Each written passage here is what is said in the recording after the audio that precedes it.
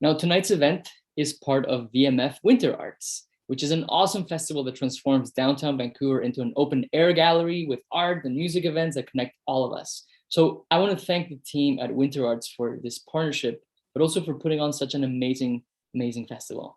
Now, this is the last week of the festival. So if you haven't checked it out yet and you're in Vancouver, I highly recommend that you go explore. Now, if you're not in Vancouver, go check out their Instagram so you can get a taste of what it's like to be there. They're posting all these amazing stories all the time, so you can get a feel for what it's like to be in the festival. We're going to share a link in the chat now so you can see all the upcoming performances and events. Personally, I would suggest that you don't miss going on Saturday to the Hub. So the Hub is the physical place where the festival is happening behind the Vancouver Art Gallery. And there's a thing called Public Disco, which is a really fun thing to do on a Saturday night, especially after we've been deprived of dancing for so long. So check it out, and I hope you all make it there. I also want to thank Electronic Arts for generously supporting this event. So thank you for making it happen. Now, tonight, we are here to get to know some of the artists and designers who work on virtual reality and some of the people involved in this festival. But more specifically, to learn how the virtual worlds that they create can help increase empathy in the real world. So I'm very excited to introduce today's speakers. So Julia, Tim, Doaa, Elliot, and Paisley, can you please join me on stage?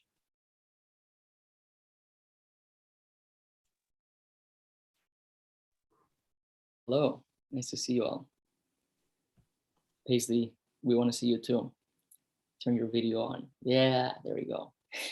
Sorry, my internet failed for a second. Lewinson works at Electronic Arts as a senior producer for Apex Legends. He has 2 decades of experience in software development, where he's worked on all sorts of games, including free-to-play gaming, mobile gaming, third-person action, first-person shooters, real-time strategy, and sports titles. Thanks for being here, Tim. Thanks for having me. Doaa Magdy is a Nubian Afro-Indigenous interdisciplinary artist.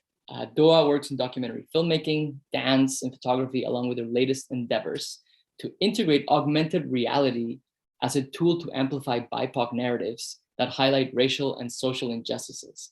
She is currently pursuing her 2nd MA degree at SFU School of Contemporary Arts. Thanks for being here. Elliot, thank you for having me. Yeah. Elliot Whites-Hill is a Coast Salish artist and storyteller from the Snuneymuxw First Nation. His practice is rooted in honoring and celebrating the teachings and stories passed down by his community, and to share what he finds beautiful and profound about the Coast Salish worldview.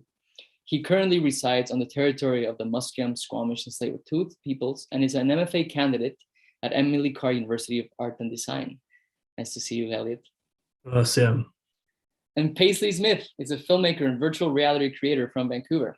She received an MFA from the University of Southern California School of Cinematic Arts in television and film production, where she was a Fulbright scholar among 3 other scholarships that she had.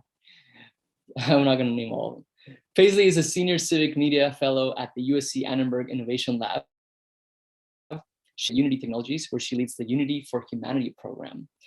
Paisley is also the creator of VR Exceeded Territories with artist and activist Lawrence Paul Yuxwilukton.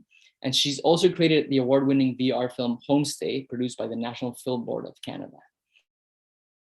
Now, as uses world-building skills to design solutions for deeper connection and to imagine our feminist future. Now, to moderate the conversation tonight, we have VMF Winter Arts curator, Julia Bruk. Julia is a Soviet-born creative director and a new media artist and a community facilitator based in Seattle. Now, she has worked in digital marketing for the past 8 years at a tech corporation, and she recently founded a global community arts tech organization called Future Arts to build dignity for artists working with technology. Amazing to have you all here. Now, I'm going to tell the audience what we're going to do. So we're going to have a conversation for about 40 minutes, and then at the end, the panelists are going to take questions for the audience. So for the audience, I want to ask you to please use the Q&A button to submit your questions. That way we'll have them all organized in one place and it'll be easier to read them. But if you don't like the Q&A button, it's fine. You can submit them in the chat. It won't kill us. We'll manage. On that note, please keep a civil and respectful tone in the chat. So that's it from me. Let's get this started. Julia, take it away. Thanks so much, Jorge. Thanks everyone for being here. Thanks for the artists and creatives and anyone on the other side of this digital portal that we're creating today.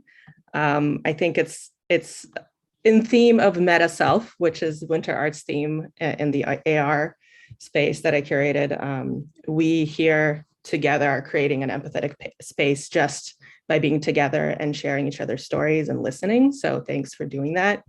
So you already heard my intro. I'm Julia. I'm the curator and a founder and creative director.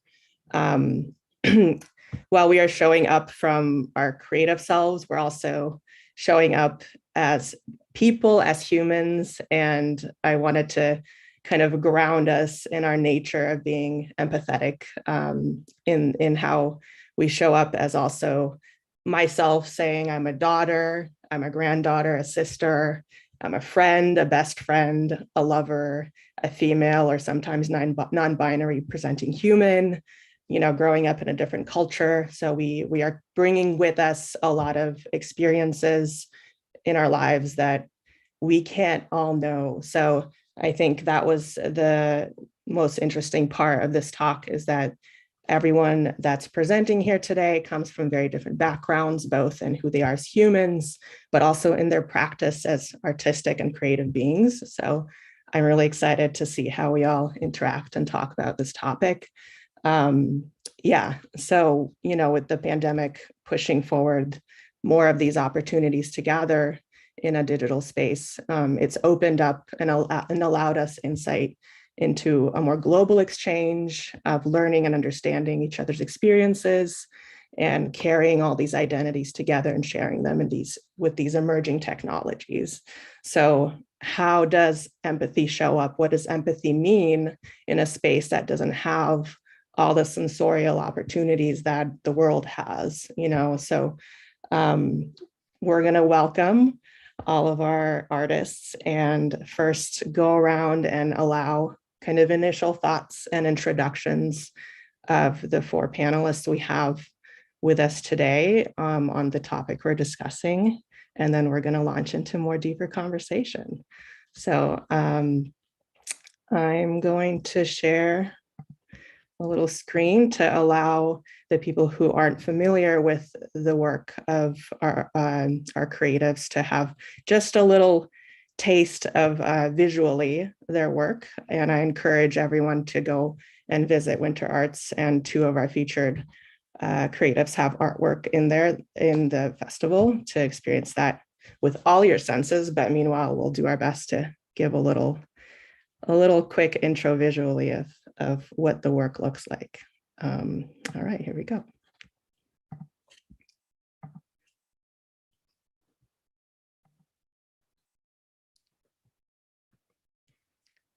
Okay, so we'll start with Tim.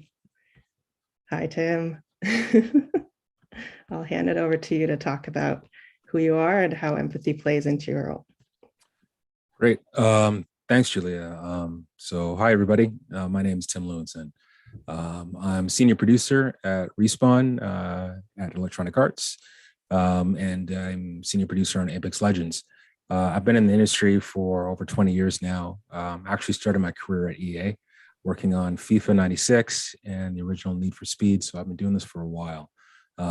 Worked at Relic, senior designer at Disney, ran my own studio for a while, and happy to be back at EA and working at Respawn and really working on a game like Apex. So quick background on what Apex Legends is about. It's a free-to-play hero shooter game that we launched in February 2019. Legends, the characters in the game, they fight for glory and fame and fortune on the fringes of the frontier, and it's out on PC and PlayStation, Switch, and Xbox. And starting next week, we're actually doing a limited regional launch for iOS and Android. So we're hitting pretty much every platform out there that we can. Now, legends are playable characters in Apex Legends. So each legend is a unique character that has their own backstory, abilities, and play style. And one of the things that I think is a central pillar for how we build our legends in our game. Well, I'm just going to take the quote directly from our design director, Evan Nikolic, who helped break it down for me earlier today when we were talking about this. So Apex is a diverse and inclusive world that inspires hope. If you take anything away from this talk regarding our title, it's that. The Apex universe, it attracts people from all walks of life. And that diversity and that inclusivity of that world is our game's superpower. Don't get me wrong, the gameplay is top notch. We're running around in our game, feels fun. The gunplay is excellent. But we do something that a lot of other titles in this space simply do not. It's a world where people want to escape to and they can feel empowered. And it's a world where people want to immerse themselves in, share their stories, cosplay, bring their friends into it, and make incredible art. If you search Apex fan art on Twitter, you'll be under a deluge of incredible artwork that our fans are putting together every single day based on these characters. Now, when I say we are building empathy into our games, it's about making sure that people feel represented when they see the legends in our game. So when the game first launched in February 2019, we launched with characters that are gay, that are non-binary, that are lesbian, two Black characters in the game, like out of the gate. Now, a lot of us, we look around and we're like, okay, that's fine. That's just how the world works. That's the world that we live in. But there are a lot of games that don't reflect that. And as a result, we are trying to sort of establish that blue ocean, a much wider variety, and make sure that we're appealing to as many people as possible. For me, growing up, the only time I would see Black characters in the video games that I played were usually in the sports titles like Madden and NBA Live and FIFA, which is fine. Obviously that's where, we're represented, but I also wanted to see myself in the adventure games. I wanted to see myself in the puzzle titles. I wanted to see myself in the racing games where you have an opportunity to create your own avatar. And for the most part, those opportunities were pretty rare, pretty few and far between. And so for a game like Apex, which is one of the top shooters in the world, we have an opportunity to reach a much wider audience so that the next generation of game players, kids, who, like myself, are looking to see themselves in the games that they play and the media that they consume, can now see it. And it's part of the process, and it's just normal. It's not something special. You're not checking off some box. It's not, what's my favorite term, forced diversity. It's reality. And it's a reality that everybody gets to deal with and gets to enjoy and gets to see themselves in. And so at a high level, and sorry, Julia, I know that I'm kind of running off with it a little bit, but that's where we see empathy as part of, the core pillars of what makes Apex Legends, what it is and why it has that appeal. Thanks so much, Tim. Not at all. Yeah, thanks for sharing about this game. I'm really excited to play it one of these days. All right. Next we have Doaa, who is one of our presenting artists at Winter Arts VMF. And here's a little walkthrough of the piece that's currently up on the Vancouver Art Gallery Plaza. So as that plays, Doaa, I'll hand it over to you to talk about yourself and how empathy plays into your work. Thank you, Julia. Hi, everyone. My name is Doaa, pronouns she, her. In my artwork, I'm really interested in amplifying the voices that were not represented with specific focus on BIPOC, because growing up, I almost never saw anyone that looks like me within the technological space, or even I'm a huge fan of horror. I started watching my first horror film when I was 5, and I found it very addictive, specifically in the space of horror, for example, where every time I watch a horror movie, people who look like me are the first one eliminated.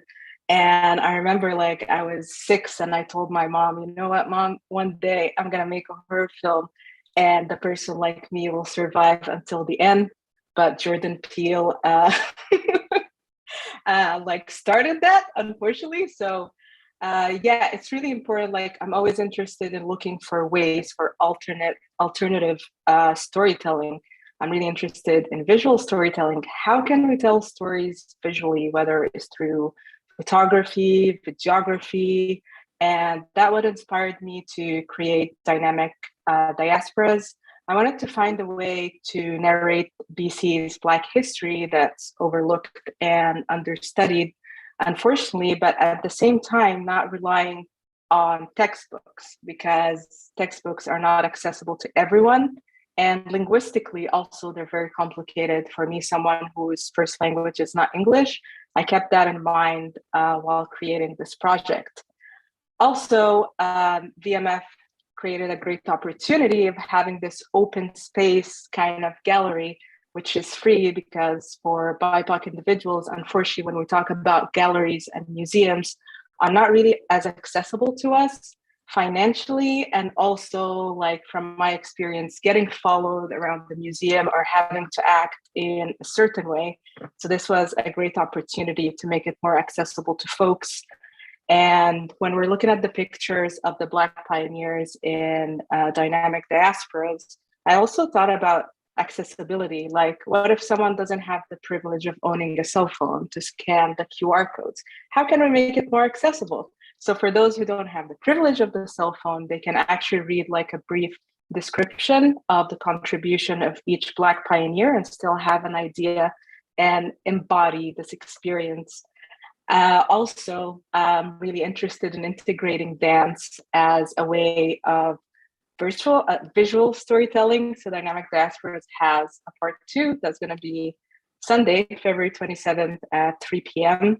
Basically, the dancers will be personifying some of the Black pioneers and telling their stories visually. Because for me, for example, as a neurodivergent person myself, I can't always rely on text to just get an idea. So how can we narrate that visually?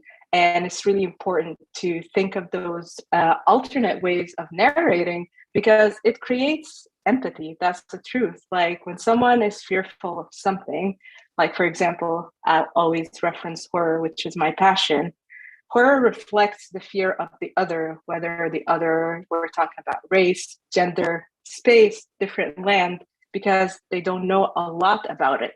So how can we amplify those voices? So that way people have an idea about their stories, and building that empathetic relationship between different communities. And this is something that we really need these days, because the pandemic just fractured human connection, but at the same time, the virtual space highlighted that we are all interconnected, and it made it more accessible to access different spaces, different countries, and even social activism. We cannot underestimate the power it had during the pandemic and everything.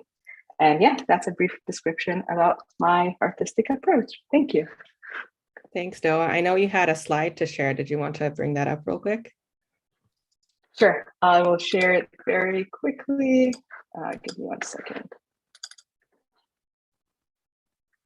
Can you all see? Yes, okay, perfect. So I'll just talk very briefly. As I mentioned earlier, I'm really interested in visual storytelling. If we're talking about photographies, just observing what stories can we conclude from those photographs. I rely a lot on color. And again, I keep in mind accessibility. If someone doesn't have access to colors, what stories are they telling? And how can we create alternative spaces and stories to just give our message to the audience, and also highlighting the different facets of the Black identity. Like, Black is just not static.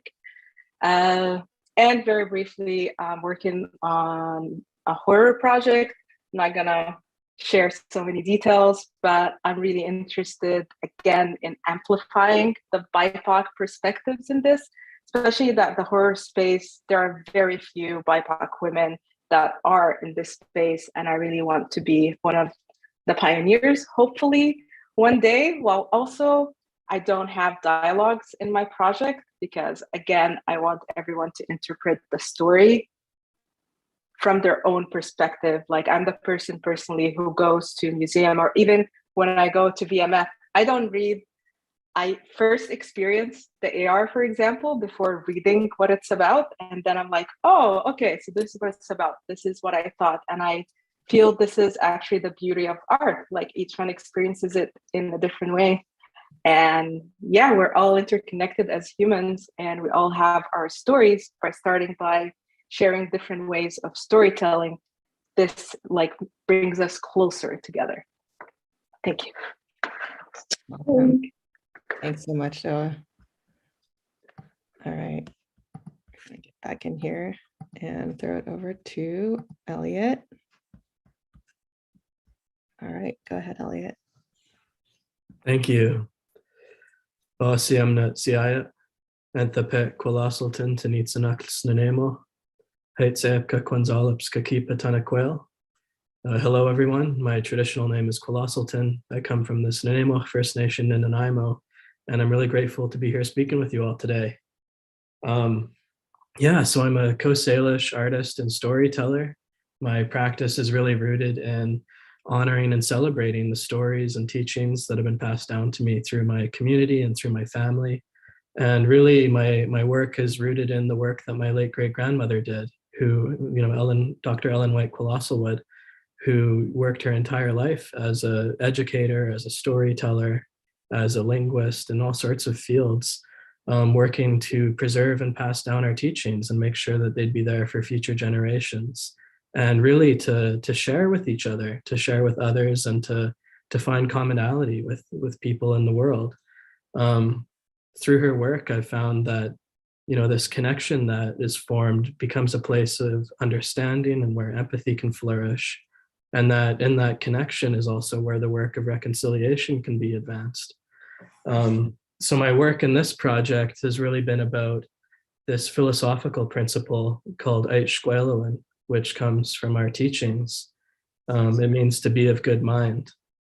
And so with Aitshkwelowin, what my great-grandma would talk about was how you have to really work to open yourself and to keep the negative energy away. And really it's about opening yourself so that you can connect with the energy of the land, with the energy of the world, with the energy of each other as people. And that, as you start to open yourself, you realize that help is there and that there's good energy there to connect with. And they talk especially for artists, that as you work to maintain that state of Aitshkwelowin.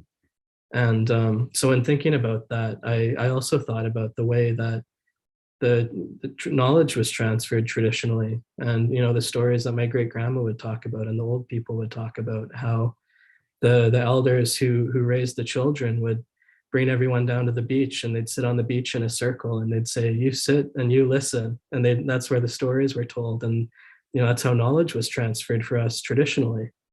And so this installation kind of is reflective of that and honors that, but also thinking about the modern ways that knowledge is transferred and our modern ways of connecting with each other. And how, for my practice as an artist, so much of it has been digital.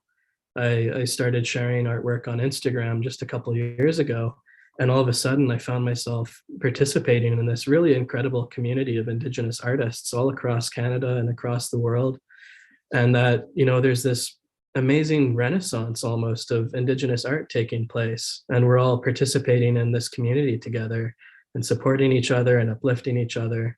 And it was a really empowering and incredible thing to see.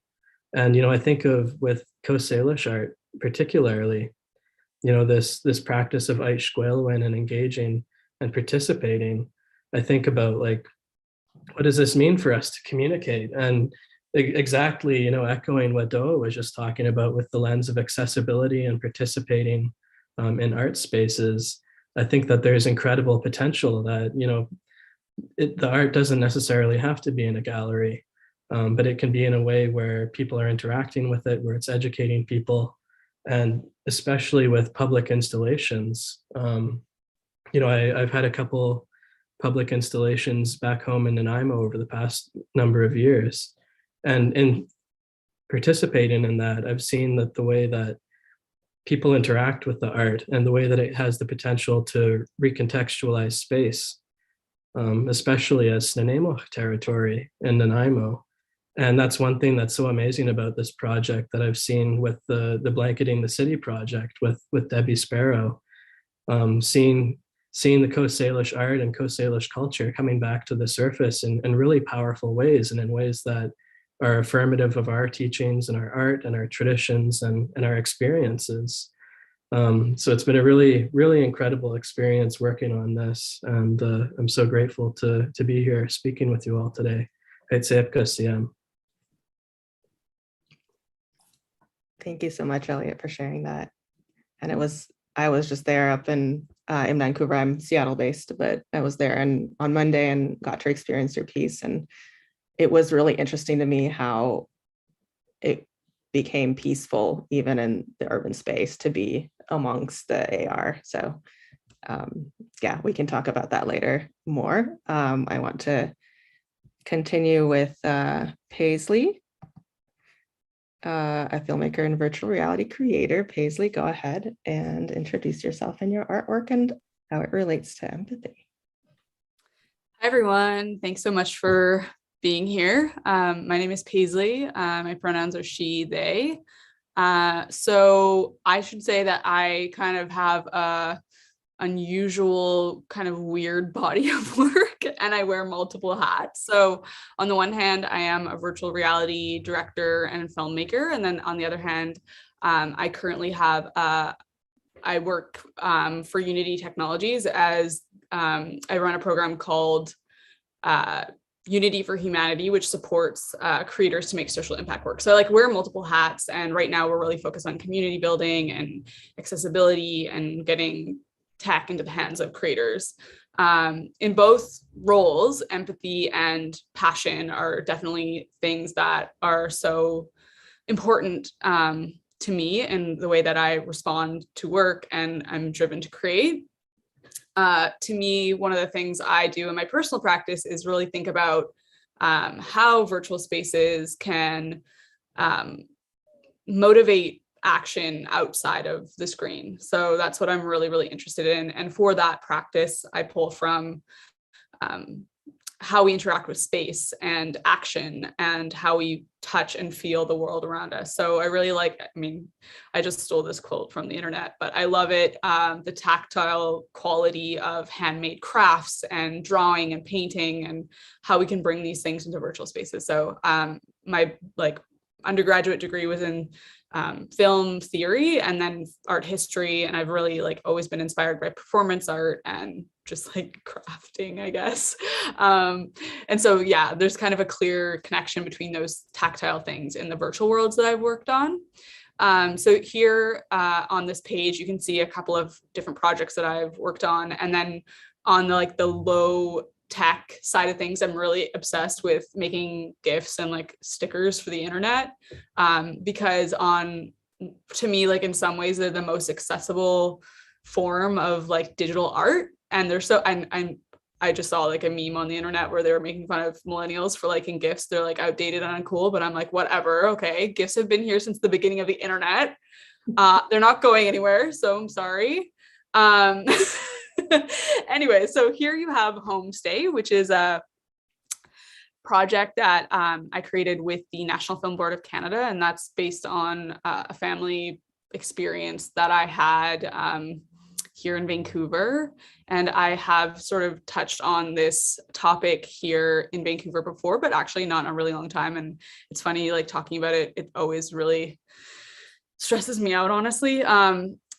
So the project is a virtual reality experience that is a mix of documentary filmmaking and kind of a research-based exploration of this thing that happened in my family, this experience that we all shared.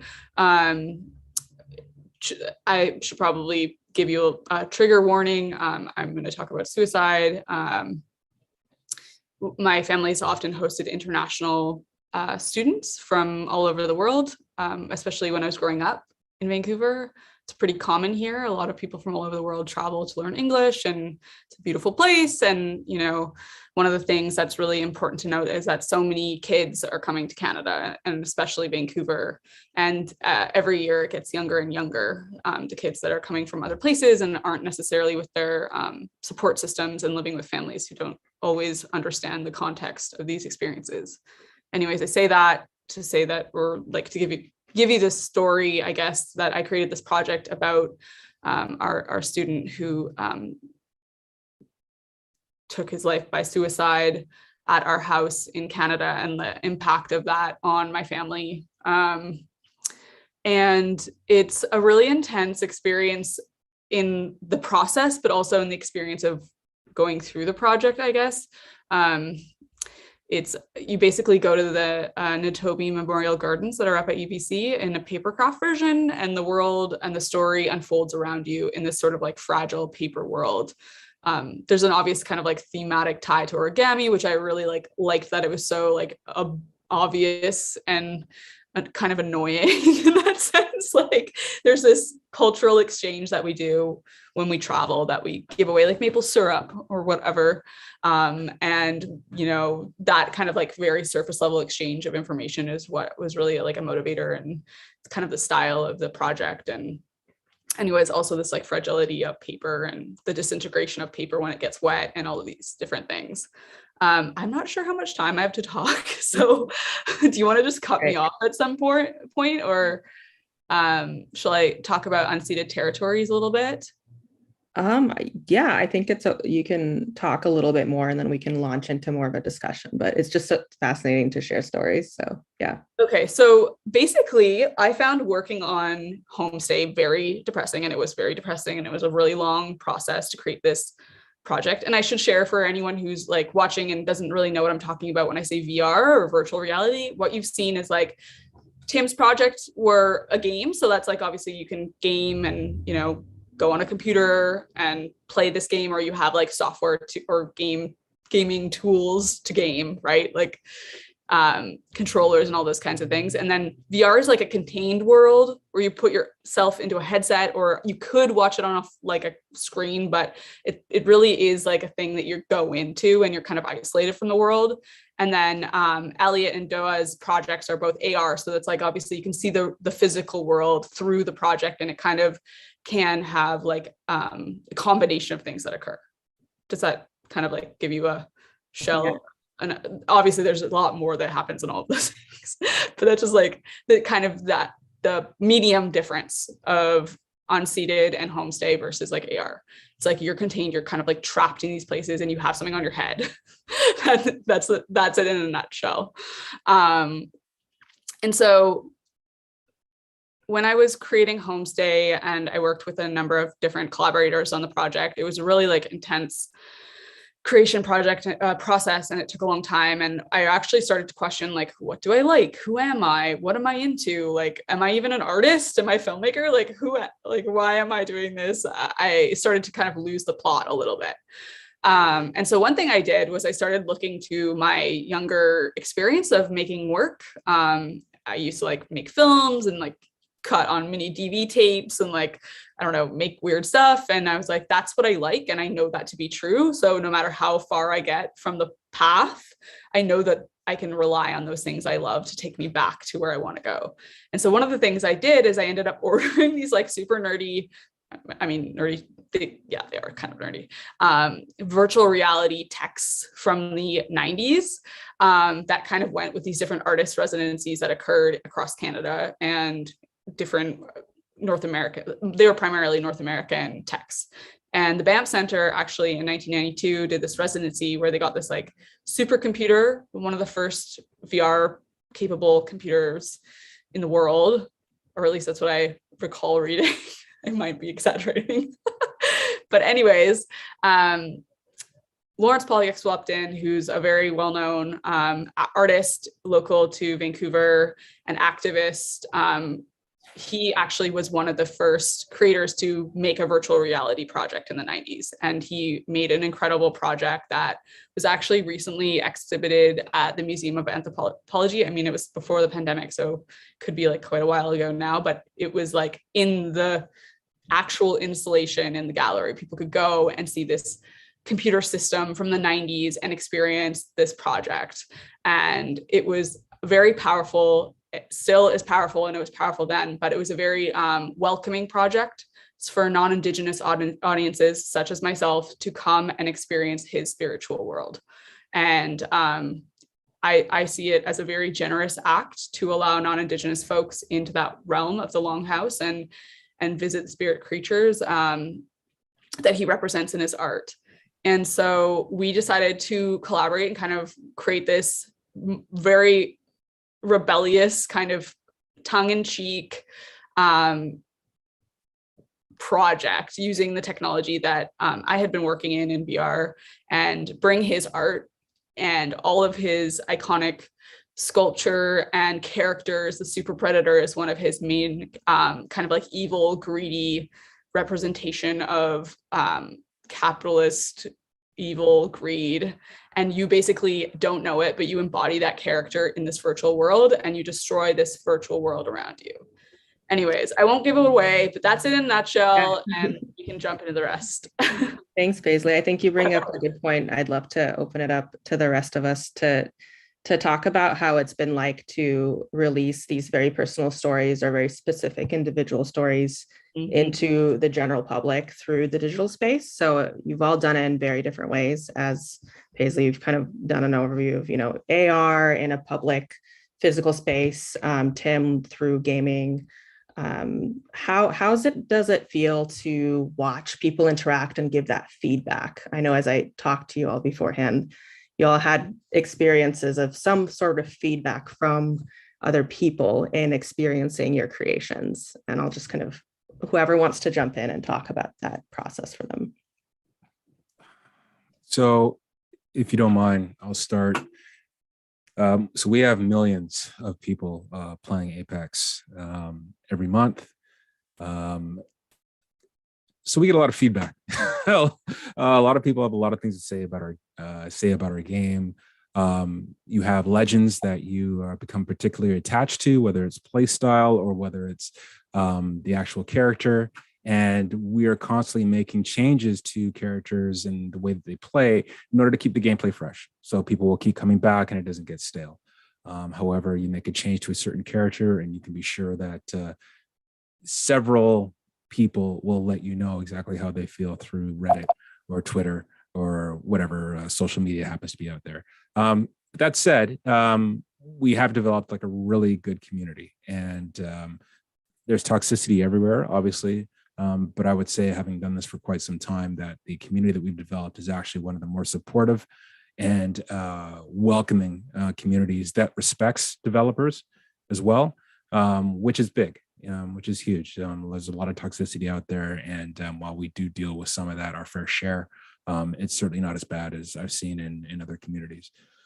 So, getting that kind of feedback, people understanding what it is that we're trying to do to make sure that we keep the game fresh, that we are inclusive when we're coming up with new characters.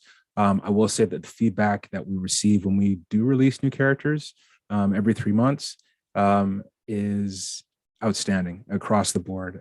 People, they love the inclusivity that we apply, when we're coming up with new characters. When we talk about sort of the lens that we apply when we're looking at bringing new characters into the game, whether it's stuff like body diversity or ethnicity or socioeconomic status, things that you don't naturally think about when, hey, I got a gun, I'm aiming in the screen, I'm going pew pew. There's much more to that, and our community appreciates the amount of work that we put into it. And as a result, the feedback that we get in that regard tends to be quite positive. So I appreciate that. Thank you, Tim. Anyone else have comments? Maybe the artists that are exhibiting in a public festival. How has it felt to watch people interact with your work?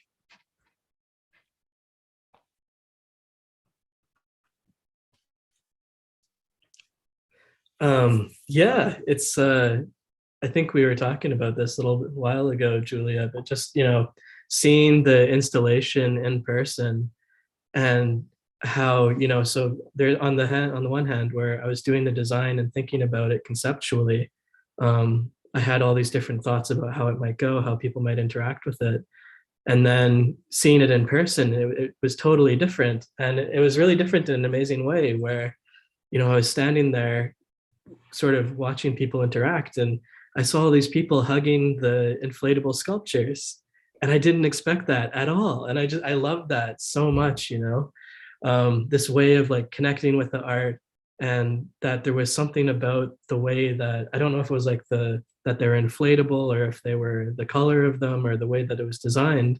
But people really felt compelled to like hug them. And I saw all these little kids running up and tackling them. And just that, how that made me think about that. I want to make more art that people want to hug. And I want to make more art that people want to interact with in that way and to, you know, really engage with. And that was just such a special thing that was so sort of spontaneous. Yeah, and that was just such a remarkable experience for me that I think is going to influence some of my practice going forward.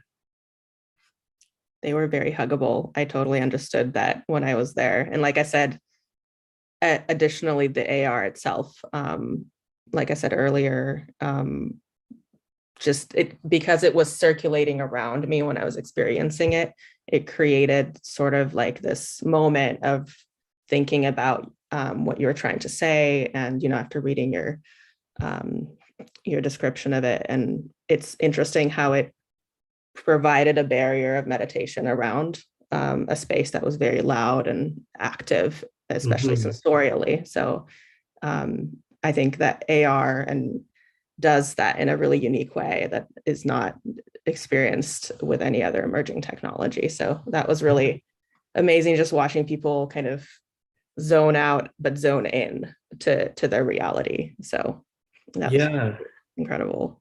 It really brought to mind this quote that I've seen shared by elders in my community about co-Salish art, and how Salish art is to make the sacred visible, is the quote. And thinking about that quote has really informed my practice a lot. And I, you know, with the AR component, you're quite literally making the invisible visible and interactable.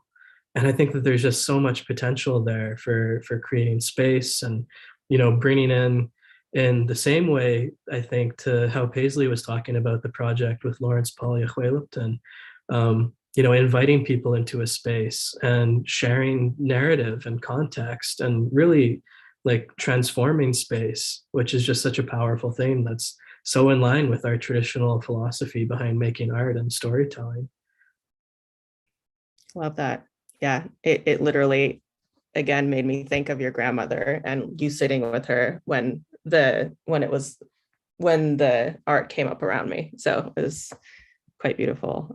Thank you for that. Doaa, did you have some thoughts about watching people interact with your piece and the dynamic diasporas?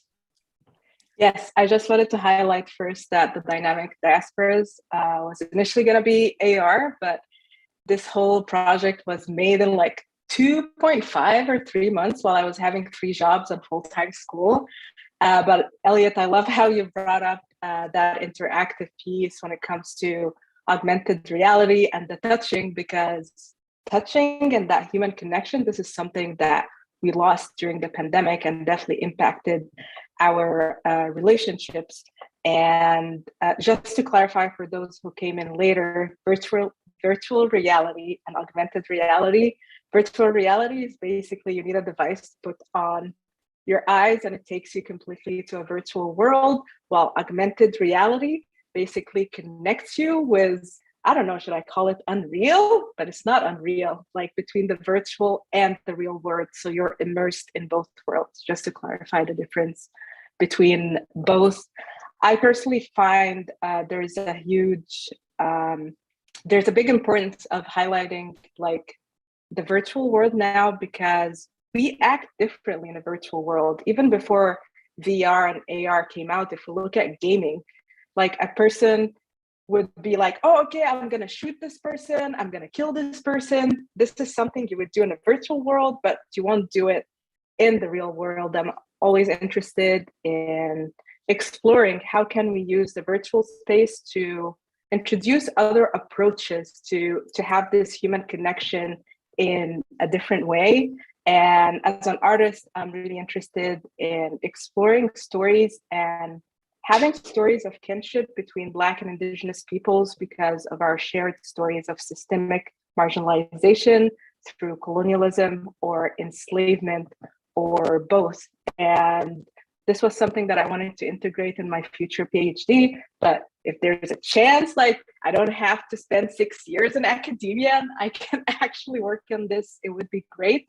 And last thing I would like to add, I really saw interconnection between horror and the virtual world because they both share this idea of fear of something new, the fear of something that we haven't explored before. And my dream is to integrate augmented reality within the horror world. And not only that, but also to make both those worlds accessible. Like right now, of course, they're kind of new technology, very expensive to make.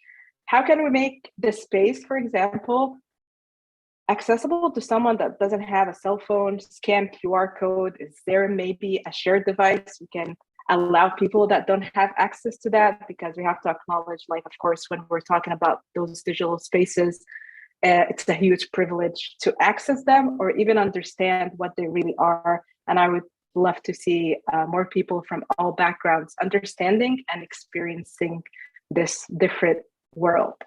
Thank you. Love that. Thank you, Doaa, for that.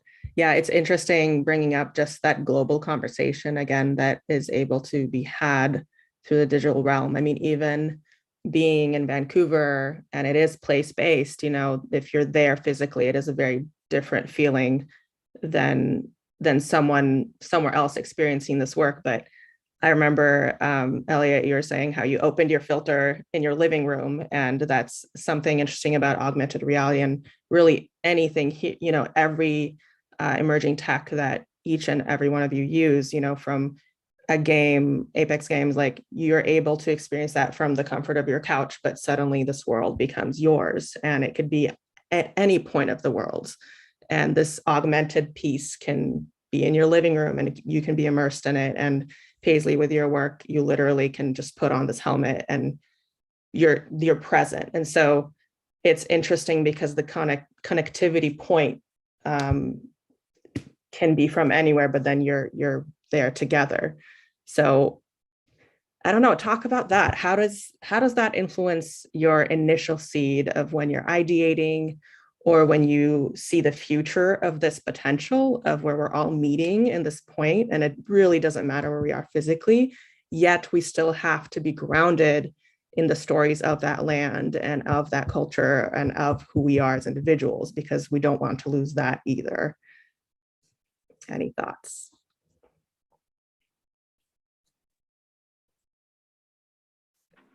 Okay, so I feel like I'm just going to keep starting first every time you come up with something. Go for it.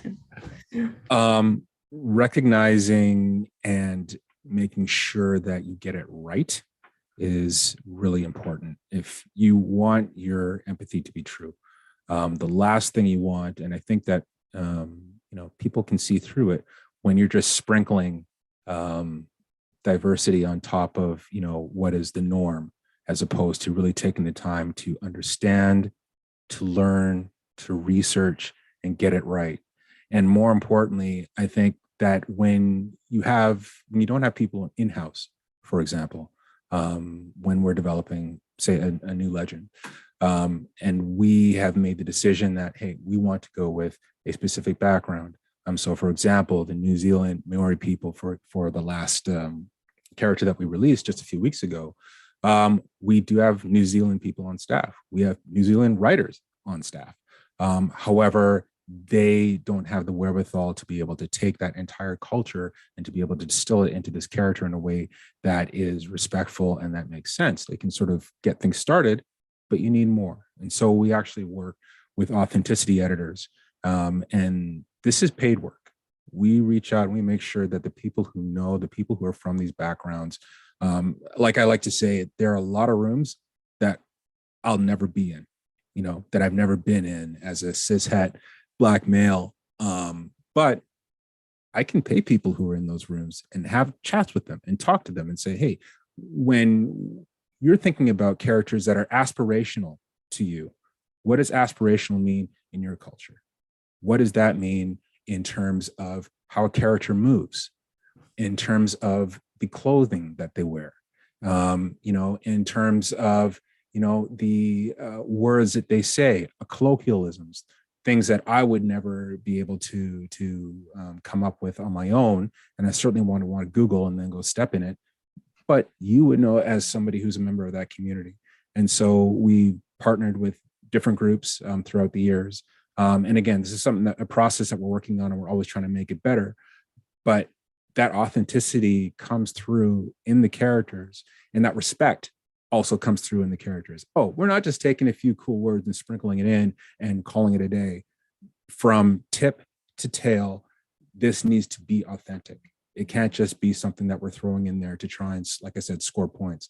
And so, when it comes to that kind of cultural empathy and making sure that, you get it right, it does take a little bit longer, but that's okay. That should be that's the price of doing business correctly. And if you're not doing it correctly, then why bother doing it at all? Especially because, like I said, to bring it back, people will see through it if you're not coming into it with the right frame of mind.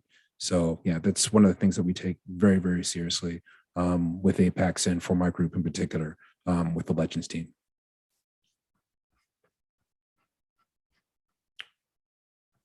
Wonderful. Any panelists have thoughts about that or responses?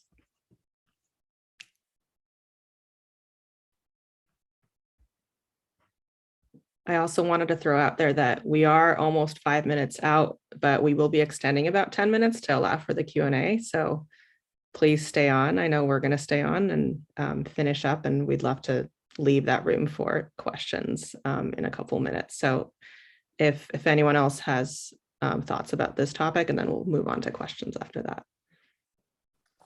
I could share quickly. Oh, go ahead. No, you go for it. I'm good. Okay, Canadian standoff. Let's go. Okay. Tim, I really love Apex. Like, oh my God, I'm mind blown right now because I've been researching a lot Afro and Indigenous futurisms.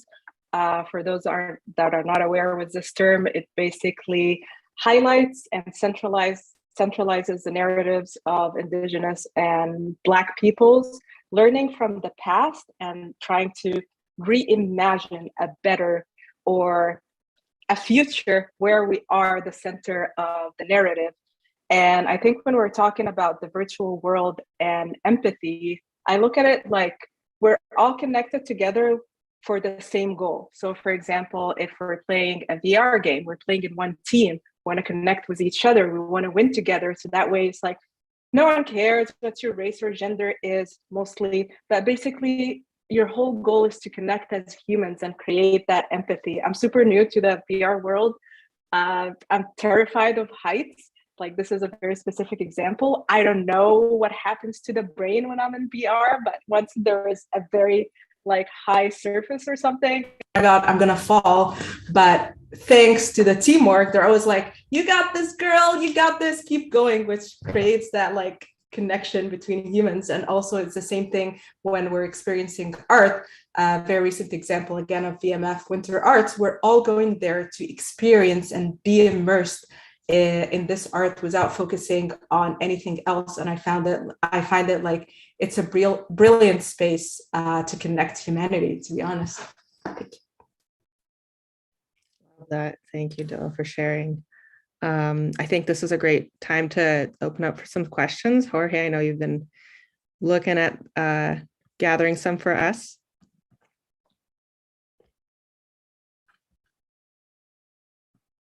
Maybe. Oh, Q&A, there's a button. Yeah, if you just open up that Q&A button, I think all the questions are just listed right there. Okay, so we've got a question for Tim. Aside from your characters, how do you approach some of the challenges of fostering empathy in a naturally competitive environment? That's a really good question. I think that we have a high skill ceiling for Apex, but the opportunity to get in is actually very, very wide. The floor is quite wide. So anybody can hop in, and you're not good at first-person shooters, that's okay. You can hop in, you can group with friends and have an amazing time just running around and blasting away. And we also have other game modes where it's not necessarily about the battle royale portion, but there's like things that you can do and work together as a team, a much larger team, and to be able to, take over different points and, win together as a team. There's aspects of public games versus ranked games. Ranked games are where the more professional type players will go and have a good time and try to make their way up the ranks. Public games, a little less sweaty, I guess is the term that we like to use. And it makes it a little more open, a little more fun for everybody. So sure, it's naturally competitive, and that's the nature of the gameplay that we're presenting.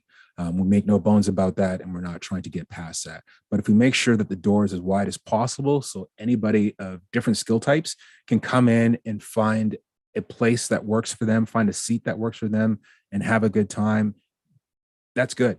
In fact, that's better than good. That's great. And the fact that it's free to play, we're not charging you anything. You can come in and you can play for years and not give us a penny. I'd appreciate it if you did, but it's not the end of the world if you don't. You don't have that as a barrier to come in and access the game, and making sure that we hit as many different platforms as possible to make sure that we're accessible and that we're wide. If you have access to a PC or a console of some sort, and again, not everybody does, but a lot of people do. And if you don't, I'm sure you can find somebody you can borrow some time with. But the fact that it's free to play, we're not charging $60 or $70 for you to have this experience, is another way to sort of make sure that we keep this accessible and open to as many people as we can. I hope that answers your question. Thank you, Tim. The next question actually has parts of that in it, so it might have been answered as well. But the next question is from Trung, and it's: if incorporating base level accessibility and neurodiversity is a win for all, why are people so reluctant to do so, and how do we get them to change their mind? I think it's just meant for all of you to answer, and I think you've all touched upon parts of this kind of question.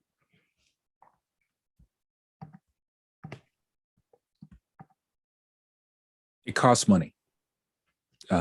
That's what it boils down to. It is easier for a company to create a shooting game and not have to worry about creating different kind of characters, going with stock characters, stock avatars, and not worry about things like color blindness, for example.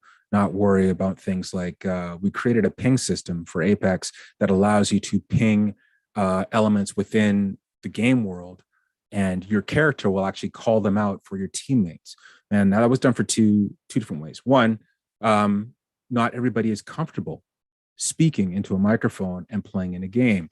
Oh, now everybody knows that I'm not a cishet male, and now I have all this toxic behavior getting leveraged at me, and that's not cool. This ping system takes it out of the entirely, but makes that accessibility part of the game. And it was actually so successful that as soon as we released it, every other battle royale game on the market immediately went out and copied it, which is fine. That's great, because now that accessibility is now becoming the standard. And that just makes gaming even more open and more accessible to more people, which at the end of the day, when I walk away from this, I want to leave things better than I found it. And this is one of the things that we've introduced that actually makes it more open for people, makes it more accessible, makes it more welcoming. They don't feel that, you can still talk through your microphone if you choose, but if you choose not to, your teammates aren't going to see you any differently. You're going to be able to participate in the game and be effective in the game and contribute to the game and have a good time. But that kind of work costs money and many months of development, years of development.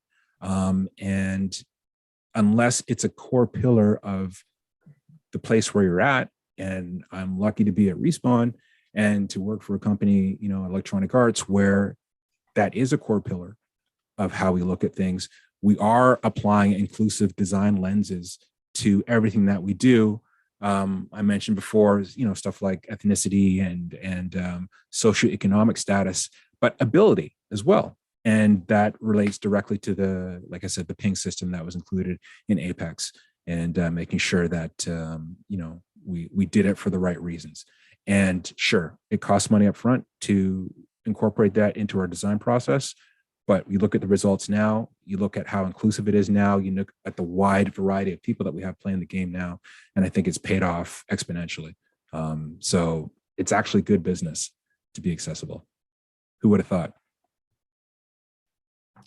Makes sense, since we all are coming from different spaces to whatever gaming or whatever environment.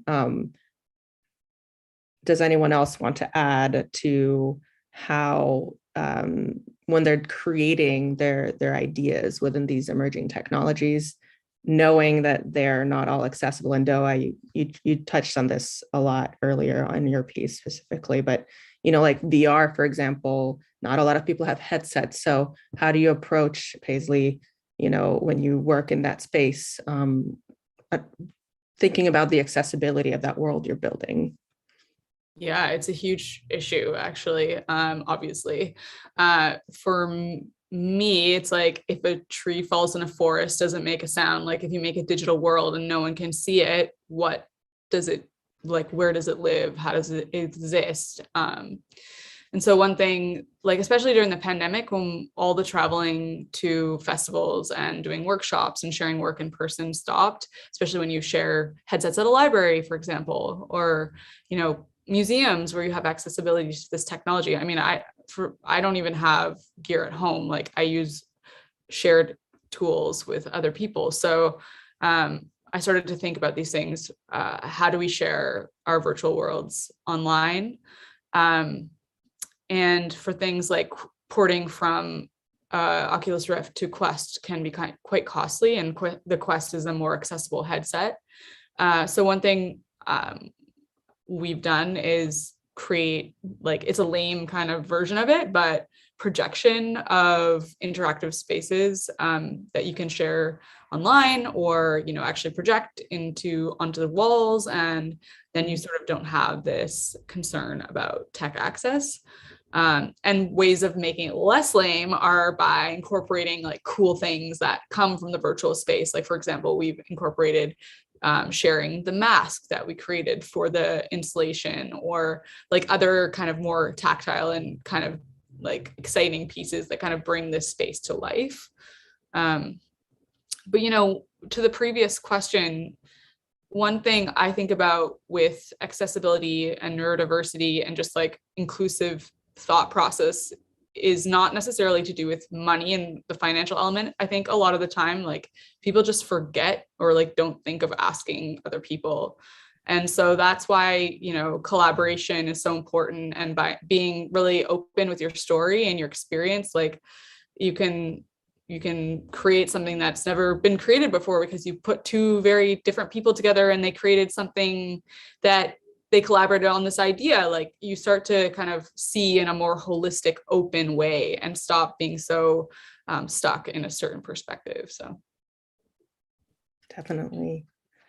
Wonderful. Well, I think we're about it for questions. Thanks for everyone who joined questions, and thank you for our panelists, Tim, Doaa, Elliot, Paisley, for sharing your stories, sharing your artworks. Please, everyone, I hope your interest is piqued if you haven't been able to access or see pieces that all these creatives have participated or made themselves. If you're not in Vancouver, you can still play the game. You can still interact with the AR filters that are live. And please follow these artists digitally and reach out and follow their beautiful work. And thank you, Jorge, and the Vancouver Library for hosting, and Winter Arts. It's been a joy to work with everybody and get to know everybody. So I will hand it back over to Jorge to close us out. Thank you so much.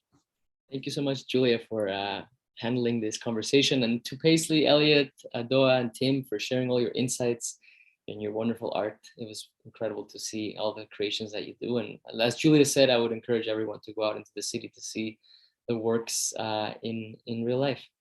Now, if you want to watch this event again, or you want to share it with your friends, this event was live streamed to the VPL YouTube channel. and it will be uploaded to the Vancouver Mural Festival's YouTube channel as well. So you can find it there. We're going to share a link to our playlist where that's going to appear soon. So if you want to share with friends that weren't able to attend, you can watch it there. Also, we would love it if you gave us feedback about this event. As a public institution, our job is to do programs that work for you. So your feedback is very important, so we keep getting better at this. So we're going to share a link to a form on the chat, which should take you about a minute to fill out. So please do that. I promise you, it won't go into a dark hole of the internet. We actually sit together as a team and look at your feedback to make sure we keep getting better at this. Now, if you want to find out about more events like this, the library does a lot of events, right? 9,000 per year, not exaggerating. So follow us on social media or sign up for our newsletter so you can stay in the loop. There's a newsletter link that I will share in a second. And speaking of more events, before I let you all go, I want to share about a couple events that are coming up before we wrap up. So you can see them on your screen right now. So tomorrow at noon, as part of Black History Month, we're hosting a conversation with 4 star Black athletes. And they're going to be talking about diversity, inclusion, and equity in sports. So again, that's a lunchtime event tomorrow. So I hope you can join us back tomorrow.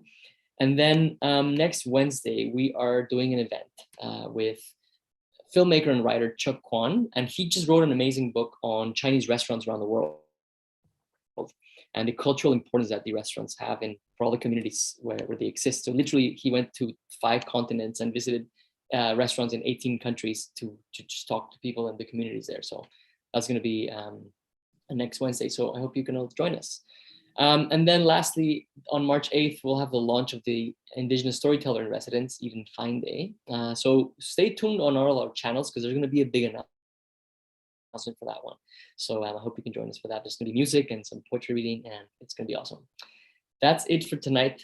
Thank you all for joining us. Thank you all for coming. Thank you to all our presenters and panelists. And it's been lovely to have you on stage. So thank you so much. We're going to keep the event open for another few minutes, just in case people in the audience want to click on some of the links that we shared or ask us anything, or if you want to interact with each other on the link. But in the meantime, I'm going to leave the stage and the panelists are going to leave the stage now, but we're going to keep the event open. So thank you all for being here. Have a lovely night.